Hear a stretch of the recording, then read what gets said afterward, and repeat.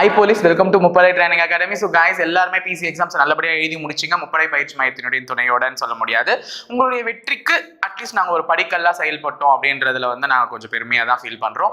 So முப்படை பயிற்சி மையத்துல PC-னுடைய வெற்றியை தொடர்ந்து இப்போ அடுத்து நம்ம SI-க்கு ஃபோக்கஸ் பண்ண ஆரம்பிச்சிருக்கோம்.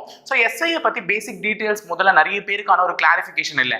எக்ஸாம்ஸ் எப்படி வரப்போகுது, என்னென்ன கொஸ்டின்ஸ் வரப்போகுது, கொஸ்டின்ஸ் இங்கிலீஷ்ல வருமா தமிழ்ல வருமா, கொஸ்டின் எப்படி இருக்கும், எந்த ஒரு ஐடியாவுமே இல்லாமையே நம்ம நிறைய பேர் டிகிரி கூட முடிச்சிருக்கோம். பட் ஆனால் அதுக்கான ஐடியாவே இல்லாம தான் நம்ம பல பேர் இருக்கோம். ஸோ ஒரு எக்ஸாமுக்கான ப்ராசஸ் என்னன்றதை நமக்கு முதல்ல தெரிஞ்சா மட்டும்தான் அந்த எக்ஸாமை ப்ரொசீட் பண்றதுக்கு கொஞ்சம் ஈஸியாவே முதல்ல மாறும். அது சுலபமா மாறணும்னா ஃபர்ஸ்ட் எக்ஸாம் எப்படி நடக்க போகுதுன்றது நமக்கு தெரியணும். ஸோ அப்படி நடக்கக்கூடிய இந்த எக்ஸாம்ஸை பத்தின பேசிக் டீடைல்ஸ் தான் இங்க நான் சொல்ல போறேன். ஸோ உங்களுக்கு ஃபர்ஸ்ட் ஆஃப் ஆல் SI-ல இந்த 3 வேகன்சி இருக்கு. ஒன்று தாலுக் அண்ட் ஏஆர், இன்னொன்று ஃபிங்கர் பிரிண்ட், இன்னொன்று டெக்னிக்கல். ஸோ எல்லாத்துக்குமே வேகன்சி வர்றதா தான் அடிப்படை தகவல்கள் நமக்கு கிடைச்சிருக்கு.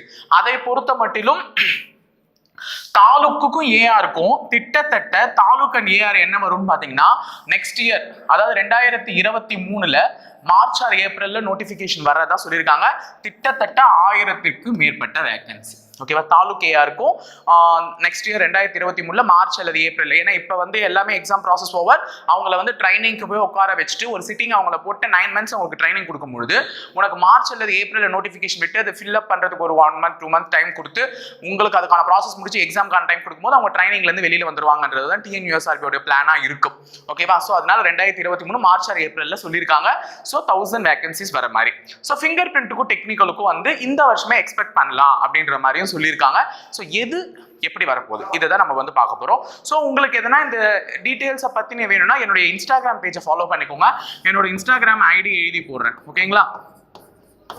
ஹரிஷ் 6338 இந்த பேஜ் வந்து நீங்க ஃபாலோ பண்ணி எதனா டீடைல்ஸ் வேணும்னா கேளுங்க, சொல்றேன். நெக்ஸ்ட் உங்களுக்கு முக்கியமான எதனா சில விஷயங்கள் முப்படை பயிற்சி மையத்தின் சார்பா இருந்ததுன்னா அதில் நான் போஸ்ட் பண்றேன். Okay? So fine. Next first எல்லாத்துடைய வித்தியாசம் என்னென்னு பார்த்தலாம். ஃபர்ஸ்ட் எஜுகேஷனை பத்தி தான் பார்க்க போறோம். ஸோ நான் எல்லாத்தையுமே உங்களுக்கு டேபிளேஷன் போட்டிருக்கேன். ஓகேவா? இந்த டேபிளேஷன் பார்த்தாலே உங்களுக்கு ஒரு கிளாரிட்டி கிடைக்கும்ன்றதுனால தான் டேபிளேஷன் போட்டிருக்கேன்.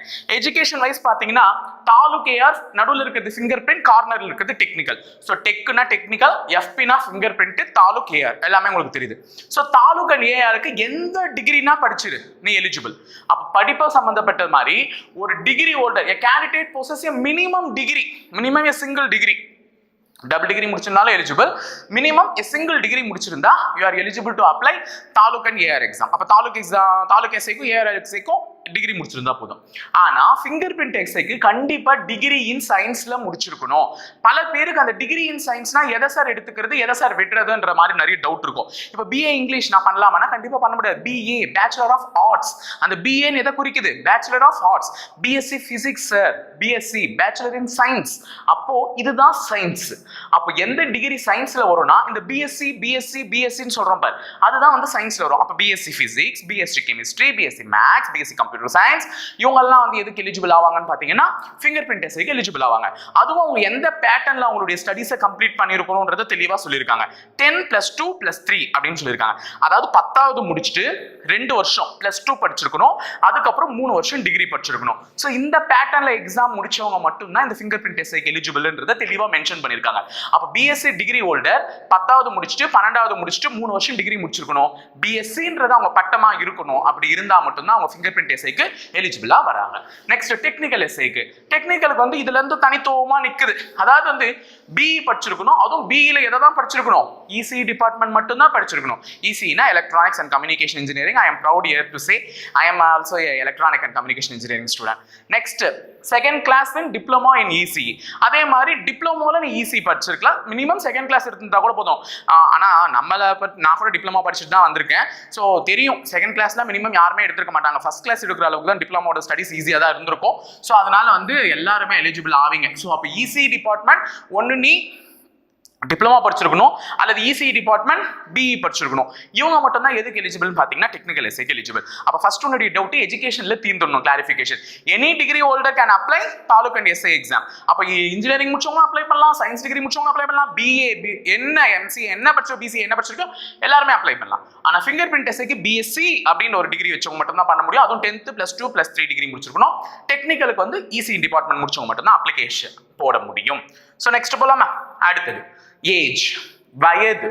ஸோ ஜென்ரல் கேட்டகரின்னு சொல்லுவாங்கல்ல ஓசி, அவங்க வந்து தாலுக்கா இருந்தாங்க, தாலுக் எஸ்ஐக்கு அப்ளை பண்றாங்கன்னா குறைஞ்சது 20 to 30 வயசு, அதாவது குறைந்தபட்ச வயது 20, அதிகபட்ச வயது 30 வயசு வரையும் அப்ளை பண்ணிடலாம் தாலுக் அண்ட் எஸ்ஐக்கு. அதே அவங்க வந்து ஃபிங்கர் பிரிண்ட் எஸ்ஐக்கானாலும் அதே தான் 20 to 30, டெக்னிக்கல் எஸ்ஐனாலும் அதே தான் 20 to 30.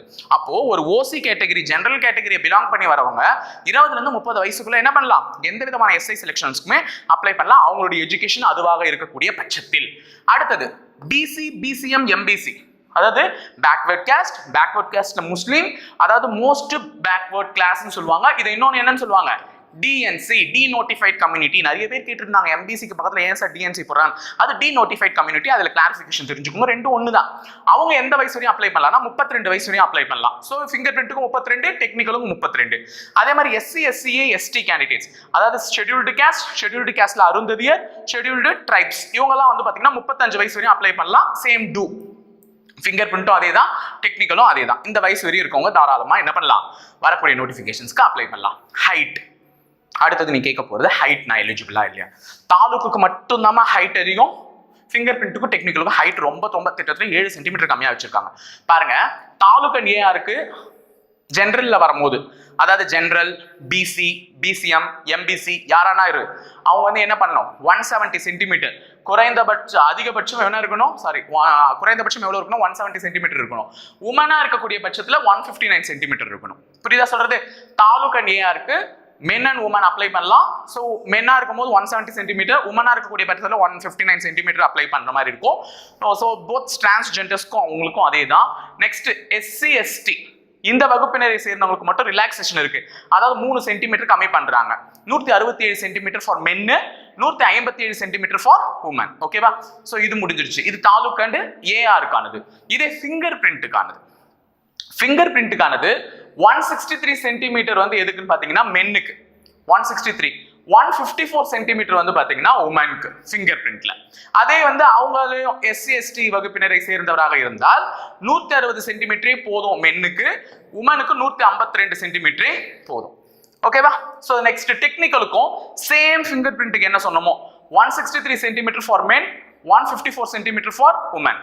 அதே வந்து டெக்னிக்கல்லையும் எஸ்சி, எஸ்டி வகுப்பினரை சேர்ந்தவராக இருந்தா ஆண்களுக்கு 160, பெண்களுக்கு 152.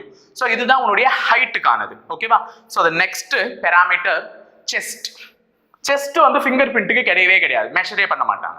ஓகேவா? செஸ்ட் மெஷர்மெண்ட்ன்றது ஃபிங்கர் பிரிண்ட் எஸ்ஐக்கு கிடையாது. ஸோ டெக்னிக்கல் எஸ்ஐக்கு குறைந்தபட்சம் 80 சென்டிமீட்டர் இருக்கணும், எக்ஸ்பேண்ட் பண்ணும்போது 5 சென்டிமீட்டர் எக்ஸ்ட்ரா விரியணும். ஓகேவா? ஸோ இது வந்து டெக்னிக்கலுக்கு. நெக்ஸ்ட் தாலுக் ஏஆருக்கு வந்து 81 சென்டிமீட்டர் இருக்கணும், அதாவது டெக்னிக்கலை விட 1 சென்டிமீட்டர் அதிகமாக வச்சிருக்காங்க தாலுக் ஏஆர். எந்த வகுப்பினரை சேர்ந்தவராக இருந்தாலும் அதுதான் 81 இருக்கணும், எக்ஸ்பேன்ஷன் ஆஃப் 5 சென்டிமீட்டர். கேர்ள்ஸுக்கு கிடையாது செஸ்ட் மெஷர்மெண்ட். ஓகேவா? ஸோ அடுத்தது 6th one எக்ஸாம் பத்தி தான் நிறைய பேருக்கு நிறைய டவுட். இதுல பாருங்க, இது வந்து வேணா ஸ்கிரீன்ஷாட் கூட எடுத்து வச்சுக்கோங்க, தெளிவா மார்க் பண்ணிருக்கேன் என்னன்னு. அதாவது தாலுக் ஏஆருக்கு வந்து மொத்தமா 100 மார்க்குக்கு எக்ஸாமே மொத்தம் என்ன 100. ஆனா அதுல ரிட்டன் எவ்வளவு நடக்க போகுதுன்றத இங்க ஃபர்ஸ்ட் தெளிவா எழுதி போட்டிருக்கேன்.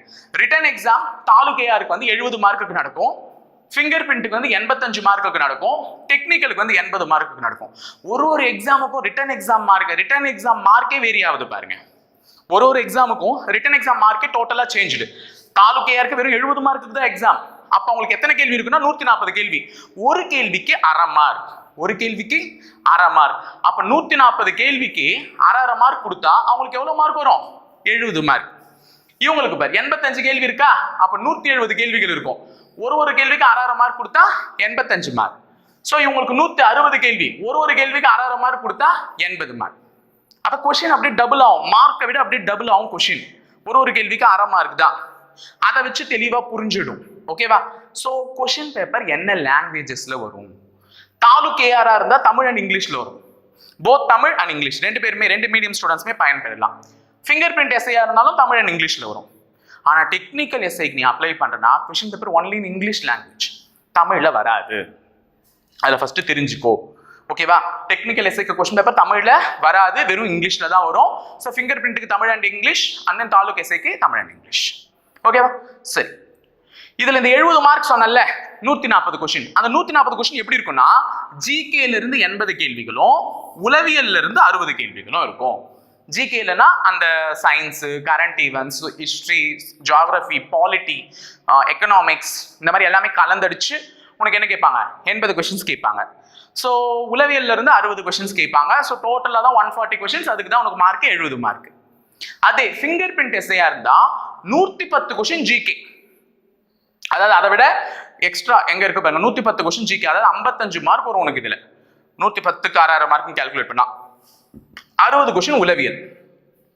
ஸோ இந்த 170 கொஸ்டின் ஸ்பிளிட் அப் தான் இது. 110 கொஸ்டின் ஜிகே, 60 கொஸ்டின் உளவியல், ரெண்டும் சேர்த்து தான் உனக்கு 85 மார்க் வரும். டெக்னிக்கலா இருந்தா 60 கொஸ்டின் உனக்கு ஜிகேல இருந்து வரும். ஜிகேல இருந்து 60 கொஸ்டின் மேக்ஸிமம். இதுல ஜிகே கொஸ்டின்ஸ் எப்படி இருக்கும்னு பாத்தீங்கன்னா மோர் ஆர் லெஸ் எலக்ட்ரானிக்ஸ் டிபார்ட்மெண்ட்டை கவர் பண்ற மாதிரி சில கொஸ்டின்ஸ் வந்துரும். ஒரு 15ல இருந்து 20 கேள்விகள். அதனால அதையும் நீங்க பார்த்து வச்சுக்கிறது நல்லது. நெக்ஸ்ட் 100 கொஸ்டின்ஸ் வந்து உங்களுக்கு டெக்னிக்கல் சப்ஜெக்ட்ல இருந்து தான் பியூரா கேட்பாங்க. நீங்க என்ன படிச்சீங்களோ அதுல இருந்து தான் உங்களுக்கு கேள்விகள் வரும். அதை வச்சு தான் உங்களுக்கு கம்பைன் பண்ணி என்ன பண்ணுவாங்கன்னு பாத்தீங்கன்னா 80 மார்க்ஸ்க்கு ரவுண்ட் ஆஃப் பண்ணுவாங்க. ஓகேவா? ஸோ இவ்வளோ இருக்கு. இதுதான் வந்து உங்களுடைய எக்ஸாம்னுடைய பேட்டர்ன். ஸோ இப்போ எல்லாமே 100 மார்க்ஸ்க்கு இது 70 மார்க். அப்போ பாக்கி 30 மார்க் வேற எதுக்கோ. இதுல 100 மார்க்ஸ்க்கு 85 மார்க், பாக்கி 15 மார்க் வேற எதுக்கோ. இதுல 100 மார்க்ஸ்க்கு 80 மார்க், பாக்கி 20 மார்க் வேற எதுக்கோ. அந்த எக்ஸ்ட்ரா மார்க்ஸ் எதுன்றது தான் இப்போ எழுதி போட்டிருக்கேன். இப்போ எக்ஸ்ட்ரா மார்க் நமக்கு நின்னது எது? 30 மார்க். இந்த 30 மார்க்ல 15 மார்க் பிசிக்கலுக்கு. 30 மார்க்ல 15 மார்க் பிசிக்கலுக்கு, 5 மார்க் என்சிசி என்எஸ்எஸ் ஸ்போர்ட்ஸ் கோட்டாக்கு, 10 மார்க் இன்டர்வியூ. 10 mark interview. இதே ஃபிங்கர் பிரிண்ட் எஸ்ஐல 15 மார்க் அந்த எக்ஸ்ட்ரா மார்க். அதுல 5 மார்க் என்சிசி என்எஸ்எஸ் ஸ்போர்ட்ஸ்க்கு, NCC NSS sports. 10 mark interview. There is no physical. There is no physical. அடுத்தது 20 மார்க். அதுல 5 mark NCC NSS sports. இந்த 5 mark எஜுகேஷனுக்காக கொடுக்குறாங்க. அதாவது நீங்க என்னென்னலாம் படிச்சிருக்கீங்களோ அதுக்கு கொடுப்பாங்க. 10 மார்க் இன்டர்வியூ. அப்ப எல்லாத்துலயுமே 10 மார்க் இன்டர்வியூ இருக்கு. ரெண்டுமே ஃபிங்கர் பிரிண்ட்டுக்கும் சரி டெக்னிக்கலுக்கும் சரி பிசிக்கல்ன்றது கிடையாது. ஸோ இதுதான் இந்த 3 எஸ்ஐனுடைய கிளாசிஃபிகேஷன். அதாவது இப்படிதான் இருக்கும் அந்த பேட்டர்ன் ஆஃப் எக்ஸாம். அந்த எக்ஸாம் பத்தின ஒரு பேசிக் டீடைல்ஸ் உங்களுக்கு இப்படிதான் இருக்கும். இதை ஃபர்ஸ்ட் தெரிஞ்சு வச்சுக்கிட்டீங்கல்ல. ஸோ ஃபஸ்ட்டு வெப்சைட் பில்ட் பண்ணும்போது பிசி போலீஸ் இருந்துச்சுல்ல, பிசி ஜாப், அவங்களுக்கே வந்து ஃபிசிக்கல் 15 மார்க்குன்னு தான் டிக்ளேர் பண்ணியிருந்தாங்க. அப்புறமா தான் நோட்டிஃபிகேஷன் வந்ததுக்கு அப்புறமா தான் 24 மார்க்குன்னு சேஞ்ச் பண்ணாங்க. மேபி இனி வரும் காலங்களில் இந்த பேட்டர்ன் ஆஃப் எக்ஸாமினேஷன்ஸ்லையும் மேபி எதனா சேஞ்ச் எடுத்துகிட்டு வரலாம். ஃபிசிக்கலுக்கு அதிக இம்பார்ட்டன்ஸ் கொடுக்கலாம். இவங்களுக்கு ஃபிசிக்கலே இல்லைன்னு ஆகி போச்சு. மேபி தாலுகா நிலையாருக்கு ஃபிசிக்கலுக்கு மார்க் அதிகமாக்கி ரிட்டர்ன்ல கம்மி பண்ணலாம். இல்லைன்னா இவங்களுக்கு ஃபிசிக்கலை அறிமுகப்படுத்தலாம். இதெல்லாம் இப்போதைக்கு வரையும் இல்லை. இப்போ வெப்சைட்ல இருக்கக்கூடிய கரண்ட் ஸ்டேட்டஸ் படி இல்லை. மேபி ஃபியூச்சர்ல சேஞ்ச் ஆச்சுன்னா நோட்டிஃபிகேஷன் வரும்பொழுது நம்ம பார்த்துக்கலாம் என்ன ஏதுன்னு அப்புறம். ஓகேவா? ஸோ இப்போதைக்கு இதுதான் exam process and exam procedure. So இதை முதல்ல கிளாரிஃபைடா முதல்ல புரிஞ்சு வச்சுக்கோங்க, எப்படி எஸ்ஏ எக்ஸாம் வந்து ஃபோக்கஸ் பண்ணி அட்டன் பண்ணணும்னுட்டு. ஸோ தொடர்ந்து முப்படை சேனலை ஃபாலோ பண்ணிட்டே இருங்க. உங்களுக்கு மேலும் சில அப்டேட்ஸோட நாங்கள் வந்து பார்க்குறோம். தினசரி கிளாஸஸும் உங்களுக்கு போடுறோம். இதுக்கு மேலே எஸ்ஐக்கு ஃபோக்கஸ் பண்ணணும் அடுத்தது. ஸோ அது மாதிரி ஃபோக்கஸ் பண்ணும்போது நீ உன்னுடைய அடுத்தது எஸ்ஐ கனவாக தான் இருக்கணுமே தவிர பாஸ்ட் இஸ் பாஸ்ட். போன எஸ்ஐ விட்டேன்னு புலம்பாது. இனி வரக்கூடிய எஸ்ஐ நல்ல வேகன்சி வரும். அதில் உள்ளே போகிறதுக்கான வாய்ப்பை பார்த்து நழுவ விடாமல் உள்ளே போய் சேர்ற வழியப்பார்.